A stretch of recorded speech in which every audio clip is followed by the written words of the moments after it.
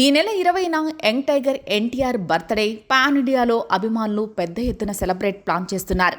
ఓ పెద్ద పండగలా ఆ రోజును సెలబ్రేట్ చేసుకోవడానికి రెడీ అవుతున్నారు. ప్రతిగా ఆ రోజు వార్ 2 సహా డ్రాగన్కి సంబంధించిన అప్డేట్స్తోనూ తారక్ ఖుషీ చేసే అవకాశం ఉంది.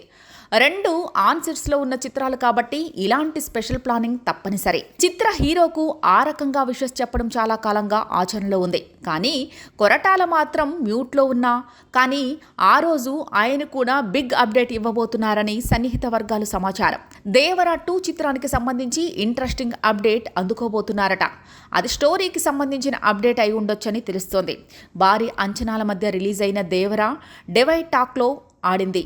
అయినా పాన్ ఇండియాలో బాక్సాఫీస్ వద్ద ఆ సినిమా దూకుడు ఎక్కడా తగ్గలేదు. రివ్యూలు నెగిటివ్గా వచ్చినా ఆ ప్రభావం పెద్దగా పడలేదు. అయితే తారక్ దేవర 2ని పట్టాలెక్కబట్టి కొత్త చిత్రాన్ని తెరపైకి తేవడంతో దేవర 2 లేనట్లేనని ప్రచారం బలంగా జరిగింది. బాక్సాఫీస్ లెక్కలన్నీ తప్పులు తడక కాబట్టే తారక్ ఇలాంటి నిర్ణయాలు తీసుకున్నాడని ప్రచారం జరిగింది. అయితే ఈ ప్రచారాన్ని తారక్ ఖండించాడు. దేవర 2 ఖచ్చితంగా ఉంటుందని, తామే కావాలని కొంత గ్యాప్ తీసుకుంటున్నట్లు ప్రకటించడంతో క్లారిటీ వచ్చింది.